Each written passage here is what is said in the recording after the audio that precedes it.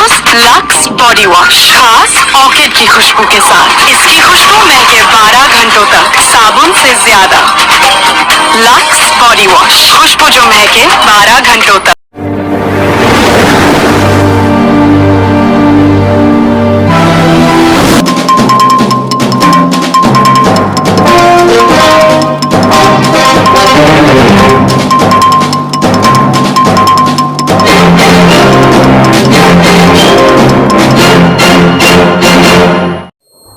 ನಮಸ್ಕಾರ, ರಾಜ್ ನ್ಯೂಸ್ ಲೈನ್ಗೆ ಸುಸ್ವಾಗತ. ಇಂದಿನ ಸುದ್ದಿಗಳನ್ನು ನೋಡೋಣ.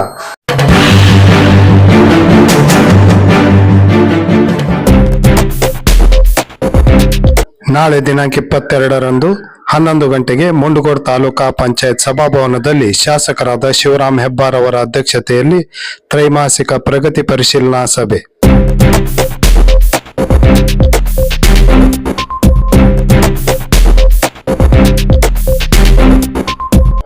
ಸಂವಿಧಾನ ರಕ್ಷಣಾ ಪಡೆಯ ಸಂವಿಧಾನ ಯುವ ಯಾನಕ್ಕೆ ಮುಂಡಗೋಡ್ನಲ್ಲಿ ಭವ್ಯ ಸ್ವಾಗತ.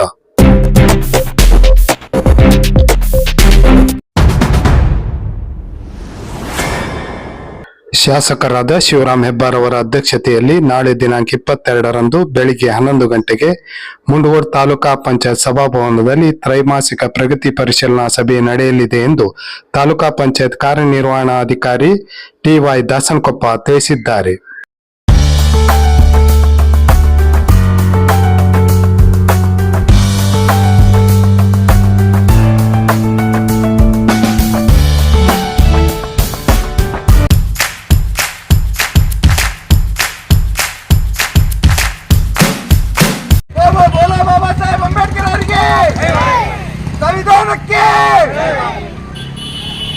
ಸಂವಿಧಾನ ರಕ್ಷಣಾ ಪಡೆಯ ಸಂವಿಧಾನ ಯುವಯಾನ ಮುಂಡಗೋಡಕ್ಕೆ ನಿನ್ನೆ ರಾತ್ರಿ ಬಂದಾಗ ವಿವಿಧ ದಲಿತ ಸಂಘಟನೆಯ ಮುಖಂಡರು, ಪದಾಧಿಕಾರಿಗಳು, ಸದಸ್ಯರು ಭವ್ಯವಾಗಿ ಸ್ವಾಗತಿಸಿದರು. ಈ ಸಂದರ್ಭದಲ್ಲಿ ಕರ್ನಾಟಕ ದಲಿತ ಸಂಘರ್ಷ ಸಮಿತಿಯ ರಾಜ್ಯ ಸಂಘಟನಾ ಸಂಚಾಲಕರಾದ ಎಸ್ ಫಕೀರಪ್ಪ, ಕರ್ನಾಟಕ ದಲಿತ ರಕ್ಷಣಾ ವೇದಿಕೆಯ ರಾಜ್ಯಾಧ್ಯಕ್ಷ ಚಿದಾನಂದ ಹರಿಜನ್, ಮುಖಂಡರಾದ ಸರೋವರ ಬೆಂಕಿಕೆರೆ, ಹೇಮಂತ್, ಮರಿಸ್ವಾಮಿ, ರಾಜಣ್ಣ, ಸರಳ, ಕೌಸಲ್ಯ, ಯಮುನಾ, SD ಮೂಡಣ್ಣವರ್, ರಮೇಶ್ ಅಂಬಿಗೇರ್, ಜಂಪಾ ಲಾಮಾ, ಮಂಜುನಾಥ್ ನೀಲಮ್ಮನವರ್, ಹುಲಗಪ್ಪ ಬೈವಿವಡ್ಡರ್, ರಾಜು ಬೋವಿ ಮುಂತಾದವರಿದ್ದರು.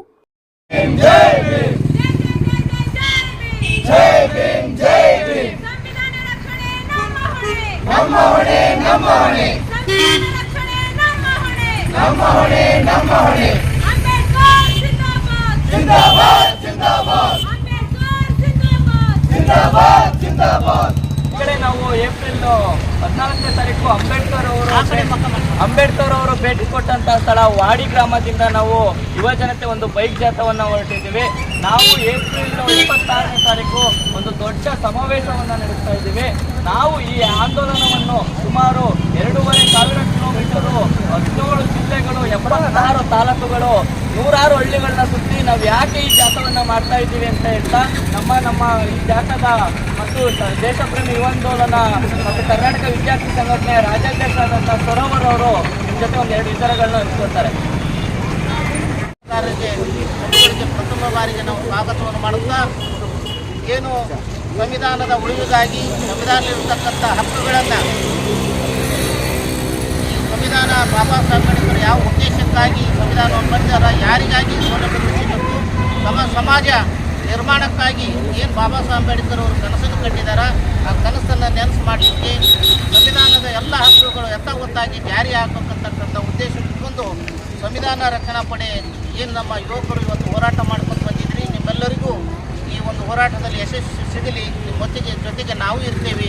ನಾವು ಕೂಡ ಕಳೆದ 35-40 ವರ್ಷದಿಂದ B. ಕೃಷ್ಣಪ್ಪನವರು ಕಟ್ಟಿದಂಥ ಚಳವಳಿಯ ಜೊತೆಯಲ್ಲಿ ರಾಜ್ಯಾದ್ಯಂತ ಈ ಹೋರಾಟಗಳನ್ನು ಮಾಡ್ತಾ ಇದ್ದೇವೆ. B. ಕೃಷ್ಣಪ್ಪನವರು ಈ ನಾಡಿನ ಉದ್ದಗಲಕ್ಕೂ ಅಡ್ಡಾಟ ಮಾಡಿ ಸಂವಿಧಾನವನ್ನು, ಬಾಬಾ ಸಾಹೇಬ್ ಅಂಬೇಡ್ಕರನ್ನು ಪ್ರತಿ ಹಳ್ಳಿ ಪ್ರತಿಯೊಂದು ಮನೆಗೆ ಪರಿಚಯ ಮಾಡೋದ್ರ ಮೂಲಕ ಹೋರಾಟದ ಕಿಚ್ಚನ್ನು ಹಚ್ಚಿದ್ದಾರೆ. ಹಾಗಾಗಿ ಇಷ್ಟೊಂದು ದೊಡ್ಡ ಪ್ರಮಾಣದಲ್ಲಿ ನಾವು ಅಭಿವೃದ್ಧಿ ಆಗಿದ್ದೇವೆ. ನಮಗೆ ಮಾತನಾಡಲಿಕ್ಕೆ ಉಸಿರೇ ಇಲ್ಲ, ಧೈರ್ಯನೇ ಇಲ್ಲ. ಹೊಸ ಬಟ್ಟೆ ಹಾಕಿಂದತೆ ಗೊತ್ತಿಲ್ಲ, ಮತ್ತು ಏನದು ಸಿಹಿ ಅಡಿಗೆ ಉಳಿದೇ ಗೊತ್ತಿಲ್ಲ ನಮ್ಮ ಜನರಿಗೆ. ಅಂಥ ಒಂದು ಪರಿಸ್ಥಿತಿಯಲ್ಲಿ ಇರ್ತಕ್ಕಂಥ ನಮ್ಮನ್ನು ಬಾಬಾ ಸಾಹೇಬ್ ಅಂಬೇಡ್ಕರ್ ಮತ್ತು ಸಂವಿಧಾನ ಈ ಮಟ್ಟದಲ್ಲಿ ನಮ್ಮನ್ನು ಅಭಿವೃದ್ಧಿ ಮಾಡಿದೆ ಅಂದರೆ ಇದೆಲ್ಲ ಹೋರಾಟದ ಫಲ. ಹಾಗಾಗಿ ಈ ಹೋರಾಟವನ್ನು ನಾವೆಲ್ಲ ಮುಂದುವರ್ಸೋಣ. ನಿಮ್ಮೆಲ್ಲರಿಗೂ ನಿಮ್ಮ ಹೋರಾಟಕ್ಕೆ ನಾವು ಕೂಡ ಸಾಥ್ ಕೊಡ್ತೀವಿ, ಬೆಂಬಲ ಕೊಡ್ತೀವಿ. ನಿಮ್ಮ ಹೋರಾಟಕ್ಕೆ ಯಶಸ್ಸಿದೆ ಅಂತ ಹೇಳ್ತಾ ನಮ್ಮೆಲ್ಲರಿಗೂ ಮತ್ತೊಮ್ಮೆ ಮುಳುವಳಿಗೆ ಸ್ವಾಗತ ಮಾಡಿ ನಿಮ್ಮ ಹೋರಾಟಕ್ಕೆ ಜಯಗಳಿದೆ ಅಂತ ಹಾರೈಸಿ ನಾನು ಮಾತುಕೊಡ್ತೀನಿ. ನಾವು ಸಂವಿಧಾನ ರಕ್ಷಣಾ ಪಡೆ ಅಂತ ಹೇಳ್ಬಿಟ್ಟು ಹೆಸರಿಟ್ಕೊಂಡು ಬಂದಿದ್ದೀವಿ. ನಾವು ಏನಕ್ಕೋಸ್ಕರ ಬಂದಿದ್ದೀವಿ ಅಂತ ಹೇಳಿದ್ರೆ, ನಾವು ಇವತ್ತು ಈ ಸಂವಿಧಾನದ ಮೇಲೆ ಸಂವಿಧಾನದ ಮೌಲ್ಯಗಳು ಕ್ಷೀಣಿಸ್ತಾ ಇದೆ, ಅದ್ರ ಮೇಲೆ ದಾಳಿ ನಡೀತಾ ಇದೆ ಅಂತ ಹೇಳ್ಬಿಟ್ಟು ನಮಗೆ ಅನಿಸ್ತಾ ಇದೆ. ಮತ್ತು ಈ ದೇಶದ ಬಹುತೇಕ ಜನರು ನಾವು ಇದನ್ನ ಅಂದ್ಕೊಳ್ತಾ ಇದ್ದೀವಿ. ಅದಕ್ಕೋಸ್ಕರ ಬರೀ ಅಂದ್ಕೊಂಡ್ರೆ ಸಾಕಾಗಲ್ಲ, ನಾವು ಈ ಸಂವಿಧಾನವನ್ನು ರಕ್ಷಣೆ ಮಾಡಬೇಕು ಅಂತ ಹೇಳ್ಬಿಟ್ಟು ತೀರ್ಮಾನವನ್ನು ಮಾಡಿದ್ವಿ. ಏನಪ್ಪ ರಕ್ಷಣೆ ಮಾಡೋದಂದ್ರೆ ಏನು? ನಾವು ಇರ್ತಕ್ಕಂಥವ್ರು ಬೇರೆ ಬೇರೆ ಕೋರ್ಸ್ಗಳನ್ನ ಓದ್ತಿರ್ತಕ್ಕಂಥ ವಿದ್ಯಾರ್ಥಿಗಳಿದ್ದೀವಿ. ಇಲ್ಲಿ LLB ಮಾಡ್ತಿರ್ತಕ್ಕಂಥವ್ರು, ಡಿಗ್ರಿ ಮಾಡ್ತಿರ್ತವರು, ಮತ್ತು ಡಿಗ್ರಿಯನ್ನು ಮುಗಿಸಿರ್ತಕ್ಕಂಥವ್ರು, ಇಂಜಿನಿಯರಿಂಗ್ ಮಾಡ್ತಿರ್ತಕ್ಕಂಥವ್ರು, ಎಲ್ಲರಿಗೂ ಕೂಡ ಬೇರೆ ಬೇರೆ ವಿದ್ಯಾರ್ಥಿಗಳು ನಾವಿಲ್ಲಿ ಬಂದಿದ್ದೀವಿ. ಏನಕ್ಕೆ ಬಂದಿದ್ದೀವಿ? ಯಾಕೆ ಅಂತ ಹೇಳಿದರೆ, ನಮ್ಮ ಸಂವಿಧಾನ ಹೇಳ್ತದೆ, ಇಡೀ ಸಂವಿಧಾನದಲ್ಲಿ ಯಾವುದಕ್ಕೂ ಕಾಲಮಿತಿ ಇಲ್ಲ. ಶಿಕ್ಷಣ, ನಮ್ಮ ಸ್ವಾತಂತ್ರ್ಯ ಬಂದು ಸಂವಿಧಾನವನ್ನು ಅಂಗೀಕಾರ ಆದ ಮೇಲೆ 10 ವರ್ಷದ ಒಳಗಾಗಿ ನಾವು ಎಲ್ಲ ಜನರನ್ನು ಸಾಕ್ಷರರನ್ನಾಗಿ ಮಾಡಬೇಕು ಅಂತ ಹೇಳ್ಬಿಟ್ಟು ಸಂವಿಧಾನ ನಮಗೆ ಕಾಲಮಿತಿಯನ್ನು ಕೊಡ್ತದೆ. ಸೊ ಆ ನಿಟ್ಟಿನಲ್ಲಿ ಇವತ್ತವರೆಗೂ ಕೂಡ 2010ರವರೆಗೂ ಶಿಕ್ಷಣ ಮೂಲಭೂತ ಹಕ್ಕೇ ಆಗಿರಲಿಲ್ಲ ನಮ್ಮ ದೇಶದಲ್ಲಿ. ಎಲ್ಲ ವಿದ್ಯಾರ್ಥಿಗಳಿಗೂ ಉಚಿತ ಗುಣಮಟ್ಟ ಸಮಾನ ಶಿಕ್ಷಣ ಸಿಗಬೇಕು. ಅವರು ಬಡ ಮಕ್ಕಳಿರಲಿ, ಆಟೋ ಡ್ರೈವರ್ ಮಕ್ಕಳಿರಲಿ, ರೈತರ ಮಕ್ಕಳಿರಲಿ, MLA MP ಮಕ್ಕಳಿರಲಿ, ಅವರು ಒಂದೇ ಥರದ ಶಾಲೆಯಲ್ಲಿ ಓದಬೇಕು. ಅಲ್ಲಿ ಗುಣಮಟ್ಟದ ಶಿಕ್ಷಣ ಇರಬೇಕು ಮತ್ತು ಉಚಿತವಾಗಿ ಇರಬೇಕು. ಓದಿಗೆ ತಕ್ಕಂಥ ಉದ್ಯೋಗ ಸಿಗಬೇಕು. ಏನೂ ಓದಿಲ್ಲ ಅಂದ್ರೂ ಕೂಡ ಅವರಿಗೆ ಘನತೆಯಿಂದ ಜೀವನ ಮಾಡುವಂಥ ಉದ್ಯೋಗದ ಅವಕಾಶ ಸಿಗಬೇಕು ಅನ್ನೋ ಒಂದು ಕ್ಯಾಂಪೇನನ್ನು ನಾವು ಹಳ್ಳಿಗಳಲ್ಲಿ ಮಾಡ್ತಾ ಈ ಸಂವಿಧಾನದ ಮೌಲ್ಯಗಳನ್ನು ಉಳಿಸಬೇಕು ಅಂತ ಒಂದು ನಾವು ಈ ಕ್ಯಾಂಪೇನನ್ನು ಮಾಡ್ತಾಯಿದ್ದೀವಿ. ಕಳೆದ ಬಾರಿ ಚಳಿಗಾಲದ ಅಧಿವೇಶನ ನಡೆಯುವಂಥ ಸಂದರ್ಭದಲ್ಲಿ ಪಾರ್ಲಿಮೆಂಟ್ನಲ್ಲಿ ಸಂವಿಧಾನದ ಮುನ್ನುಡಿಯಲ್ಲಿದ್ದಂಥ ಜಾತ್ಯತೀತ ಸಮಾಜವಾದಿ ಅಂತಕ್ಕಂಥ ಪದವನ್ನು ತೆಗೆದು ಸಂವಿಧಾನದ ಮುನ್ನುಡಿಯನ್ನು ಹಂಚಲಾಗಿದೆ.